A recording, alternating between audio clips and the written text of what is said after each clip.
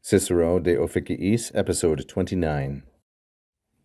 Perfectum officium rectum opinor vocemus, quoniam Graeci catorthoma, hoc autem commune officium kathekon vocant. Now Cicero is going to define his terms. He says, perfectum officium, the complete or the absolute duty, I think, let us call it rectum, because the Greeks call it katorthoma. So rectum, that which is correct, proper, upright, is Cicero's translation of katorthoma, which has to do with kata, a distributive idea, this preposition, and what is orthos, an adjective that means proper, straight, or upright. So he says, let's call that one rectum, the perfectum officium, hoc autem commune, but this common duty, hoc commune officium, they call that one kathekon. They call that kathekon, that which is proper, that which is appropriate. Cicero begins with the object, perfectum officium, which is neuter, singular, and accusative. Again, officium is a second declension noun. The main verb here is vocemus. Vocemus is a first plural. It's present, it is subjunctive, and it is active. So vocemus as an independent subjunctive is typically labeled as hortatory.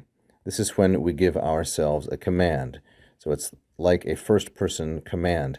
So let us call vocemus. We know it's subjunctive because the E there is not the marker for the first conjugation, voco, vocara. So the presence of the E tells us this is actually a present subjunctive. Let us call the perfectum officium rectum. So this vocemus here as a hortatory subjunctive. The verb vocare is sometimes called a factative verb, which means it takes two objects. It takes first the object, perfectum officium, and it takes then rectum as the object complement to call one thing something else. So let us do that. I think, opinor, this is a deponent verb, first conjugation opinor, opinari, and it's being used here quite idiomatically as a parenthetical. So I think.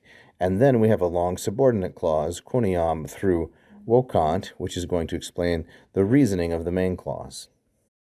The subordinate clause from quoniam through vocant is functioning in a similar way as the main clause, because the Greeks, Graeci, masculine, plural, and nominative, they call vocant, they call this katorthoma, that is the rectum, hoc autem commune officium, but this common one they call kathekon.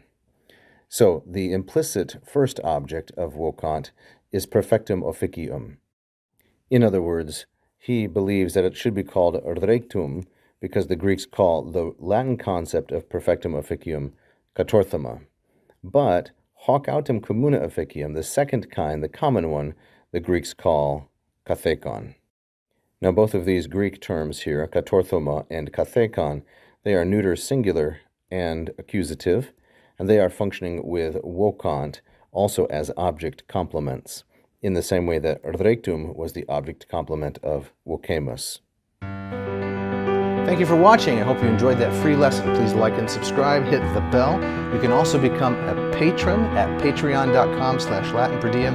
And if you really loved it, you can leave a tip right here as a super fan. Thank you so much.